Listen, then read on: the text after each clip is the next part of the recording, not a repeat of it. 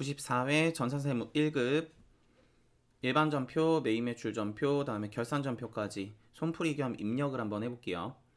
저는 개인적으로 이 입력을 순서대로 하는 걸 좋아하는 편인데 제가 영상 찍을 시간이 좀 타이트해가지고 이제 따로따로 같은 유형끼리 묶어가지고 따로따로 좀 문제풀이를 올려드리겠습니다.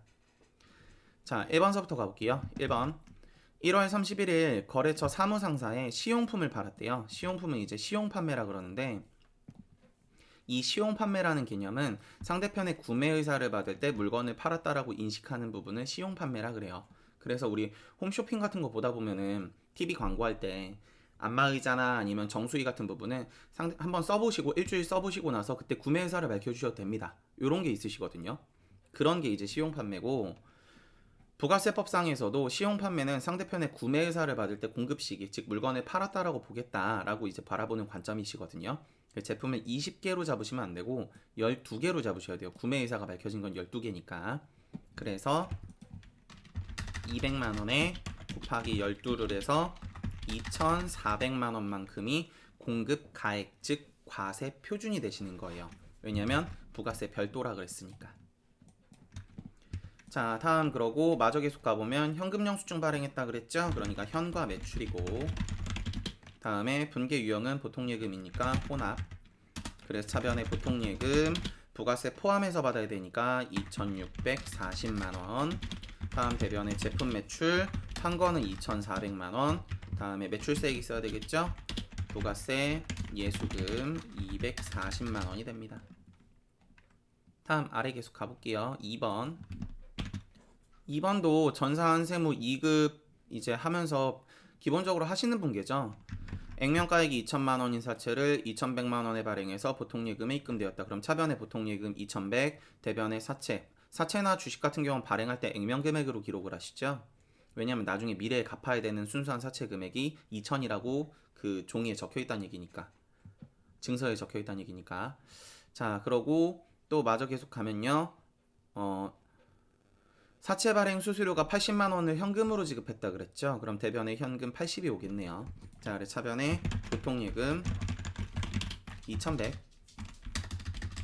다음 대변에 사채 2,000. 다음에 현금 80만 원. 자, 그럼 여기에서 대변에 돈이 남죠. 그래, 대변에 돈 남는 부분은 사채를 발행하면서 현재 할증해서 발행하신 거죠. 돈을 더 받았으니까. 그래서 사채 할증 발행 차금 120만원 이렇게 회계 처리가 되고요. 가끔 하다 보면 이러신 분도 있어요. 선생님, 사채는요 할인 발행하고 할증 발행하고 안 까요? 상계를 안 하나요? 이러신 분들도 있는데, 주식 같은 경우는 그걸 왜 상계하냐면은 주식은 자본이시잖아요. 발행하는 회사 입장에서는 자본은 회사의 돈이에요. 되셨어요? 그래, 순자산이라 그러시잖아요. 그러니까 회사가 이제 상계를 하는 걸 선택을 할 수가 있는 건데, 뭐 무조건 상계하도록 돼 있죠, 결국에는.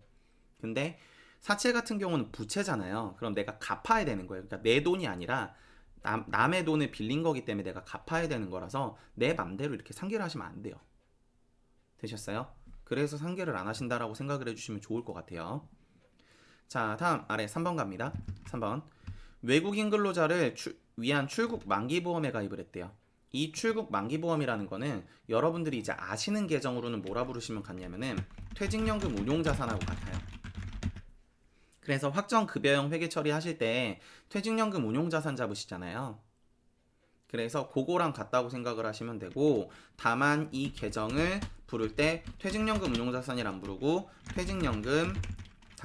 퇴직보험 예치금이라 그래요. 단지 계정의 이름을. 분개하시는 법은 동일합니다. 되셨죠? 그래서 납입하시면 차변에 퇴직연금 운용자산, 대변에 뭐 현금 이렇게 회계 처리하시잖아요. 그러면 이제 퇴직보험 예치금도 납입하게 되면은 차변에 퇴직보험 예치금, 대변에 현금 이런 식으로 회계 처리를 해요. 나중에 퇴직금 지급하시면 퇴직급여 충당부채 찾아서 그거 까주고, 퇴직연금 운용자산 반대로 까주고, 예수금 잡고, 다음에 뭐 현금 남은 거 추가로 지급할 거 있으면 지급하고 이렇게 하잖아요. 그 회계 처리도 동일해요. 아셨죠? 다만 계정 과목을 퇴직보험 예치금이라고 쓴다. 요 정도 얘기. 자, 그래서 차변에 들어가시는 게 퇴직보험 예치금 120만원, 대변에 보통예금 120만원이 됩니다. 통장에서 계좌이체했다 그랬으니까. 자, 다음 아래 계속 가볼게요. 자, 당사는 자 3월이래. 7월 3일에 우리 상사의 제품 공급을 했대요. 다시 제품 공급 계약을 체결했대요. 죄송해요. 자, 구매 확인서를 발급받아서 7월 5일에 제품을 납품했대요. 자, 그러고 전자세금 계산서는 세법 규정에 따라서 이제 공급 시기에 발급하였다라고 적혀 있는데 이 뭐 아래 있는 말은 사실 지금 문제의 의미가 없어요. 되셨죠? 저 공급 시기라는 말은 원래 공급 시기의 원칙, 세금 계산서를 발급하는 시기를 공급 시기라고 그러는데 원칙은 물건을 인도하는 때 원래 세금 계산서를 발급하도록 이제 기본적으로 적혀 있습니다. 뭐 그거에 따른 예외 규정이 있어요. 뭐 인도할 수 없는 물건에 대해서 뭐 사용하는 때다, 사용 가능한 때다. 다음에 뭐 그것도 안 되면 확정하는 때다. 그리고 막 세부적으로 나가서 뭐 수출은 선적하는 때고 뭐 중간 지급 조건이나 등등등 이런 것들은 뭐 각대가를 받기로 한 때고 그것도 이제 회사의 불편 사항이 있을 수 있으니까 한 달치를 합계해서 다음 달 10일까지 발급한다. 뭐 이런 얘기들이 있으신데 그건 우리가 세법 이론 시간에 배우는 얘기고 이론 문제 풀 때나 아니면 이제 진도 나갈 때 지금 문제에서는 이 세금 계산서 부가가치세법에 따라서 발급할 때 이 말은 뭐냐면은 7월 5일에 전표를 치라. 쉽게 이 얘기예요. 근데 어차피 7월 5일에 치실 거잖아요. 되셨죠? 그러니까 의미가 없고 구매 확인서 보이시죠? 그럼 영세 매출이시죠? 이거 다음에 전자죠. 다음에 보통예금 받았죠? 자, 보납. 다음 또 갈게요. 자, 그럼 차변에 보통예금으로 받은 거는 물건가액 3천만원 받았을 거고 대변에 제품 매출로 3천만원을 팔았겠죠. 그래서 여기까지고 요거 일단 입력하고 결산분기 계속 할게요. 자, 메인 매출 전표부터 갑시다. 메인 매출 전표가 지금 있는 게 하나, 둘이네요. 자, 그럼 전표부터 칠게요. 1월, 자, 31일. 자, 그러고 현과 매출이시죠? 현과 매출은 22번에 있어요. 둘. 다음에 팔아먹은 거 지금 제품 팔았죠? 제품. 자, 그러고 제품을 수량 몇 개 팔았냐면 12개 팔았고 다음에 단가가 아까 200만원이라 그랬죠? 아이고, 현과니까 이렇게 뜨네요. 자, 그럼 금액을 따로 안 치고 바로 갈게요.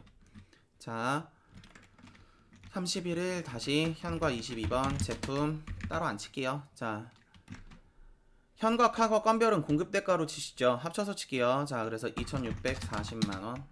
자, 그러고 팔아먹은 곳 어디다 팔았냐면은 사무상사에 팔았대요. 자, 사무. 자, 옆에 가셔서 자, 분계 판 거는 혼합이네요. 혼합 3번. 자, 대변에 제품 매출 받고 차변에 보통예금. 아이고. 자, 그래서 차변에 보통예금 2640만원 치시면 될 것 같고요. 자, 다음 그러고 두 번째 7월 5일 거 갑시다.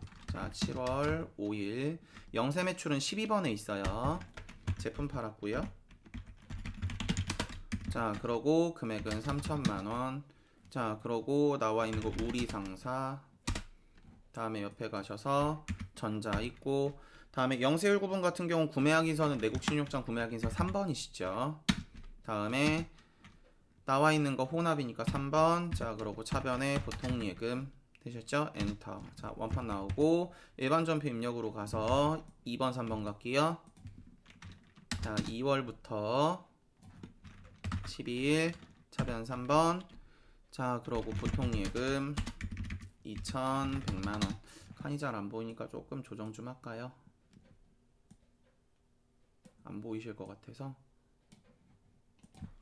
자, 다음 12 대변 4번 사채 옆에 2천만원. 12 대변 4번 현금 80만원. 12 대변 4번 사채 사채 할증 발행 차금 나머지 금액 20만원. 됐죠? 자, 5월 갑니다. 자, 퇴직, 보험, 예치금. 자, 그러고 금액은 120만원. 다음에 대변, 보통예금 120만원 까지 갖다 넣어주시면 될 것 같네요. 자, 그래서 일단 여기 앞에 전표고요. 제가 결산 전표 하기 전에 이제 하나 더 얘기를 해드리면 다른 강의에서 제가 설명을 드렸는데 제가 지금 올려드리는 거는 21년도 기준으로 프로그램 데이터를 업데이트 제가 했어요. 그래서 따로 혹시 데이터가 필요하신 분은 카톡방에서 요청을 하시고요. 제가 한번 올려드리긴 했는데 요청을 하시고, 그러고 세법 기준은 2021년 기준으로 문제풀이를 하는구나 정도 생각을 해주시면 좋을 것 같습니다. 자, 아래로 계속 갈게요. 자, 결산 문제 1번 갑니다. 1번 확정 기여형이죠. 그래서 확정 기여형은 기본적으로 퇴직금을 납입하시게 되면은 비용 처리하고 더 이상 회계 처리할 필요가 없는 거죠. 그래서 기여금이 2천만 원인데 판매 직원분이 800만 원이니까 남는 분 1,200만 원이 제조회사 생산직 직원 거겠네요. 됐죠? 제조부서 거. 그래서 차변에 들어가시는 게 퇴직급여 500번대, 제조부서에 들어가는 건 1,200만 원. 이걸 보통예금으로 2천만 원 납입했다 그랬죠? 그래서 차변에 나머지 모자라는 부분 퇴직급여 800번대, 판매부서 직원 거 800만 원을 보시면 되고요. 자, 2번 건물을 7월 1일에 신축했대요. 그러고 정액법으로 상각하라네요. 자, 그러면은 신축하시거나 취득하실 때 건물가에 들어가시는 관련 있는 원가들은 다 더하시잖아요. 그래, 취득원가 당연히 건물일 거고, 취득세도 건물이고, 건축 허가 비용도 건물이에요. 근데 재산세 같은 경우는 보유함으로써 납부하는 세금이니까 이건 따로 취득원가에 포함되시는 게 아니고, 지체상금 같은 경우도 포함하시면 안 돼요. 지체상금이라는 건 뭐냐면은 건물을 이제 취득하거나 신축하기로 계약이 돼 있었는데 그거보다 이제 계약 기간보다 늦게 이제 그 계약이 이루어짐으로써 취득하거나 지급하시는 금액들을 이제 지체상금이라 그러기 때문에 실질적으로 건물을 취득하시는 본 원가에 관련 있는 원가는 아니에요. 정상적인 계약을 이행했으면 발생하지 않았을 원가니까. 되셨어요? 그래서 들어가시는 건 3,300만 원. 자, 그래서 정액법에 대한 상각은 취득원가 마이너스 잔존가치 나누기 내용연수인데, 이러면 1년분 감가상각비가 나오고요. 여기에 곱하기 우리가 지금 사용한 건 7월 1일부터잖아요. 그러니까 월할 상각을 해야 되니까 올해 사용한 기간인 6개월만큼으로 월할 상각을 합니다. 그러면 계산되시는 게 현재 문제 감가상각비가 되실 거고요. 취득원가는 3억에 1,000만 원에 2천만 원이니까 3억 3천 마이너스 잔존가치 문제 안 나왔고 나누기 내용연수가 20 하시면 금액은 1,650만 원 곱하기 6 나누기 12를 하시면 금액은 825만 원. 그러고 이것도 영업용이니까 혹은 관리용이니까 800번대 코드일 거예요. 그래서 감가상각비 여기다 써놓을까요? 800. 그러고 요건 따로 회계 처리를 안 하고 결산자료 입력해가 저는 바로 칠 거예요. 자, 다음 3번 갑니다.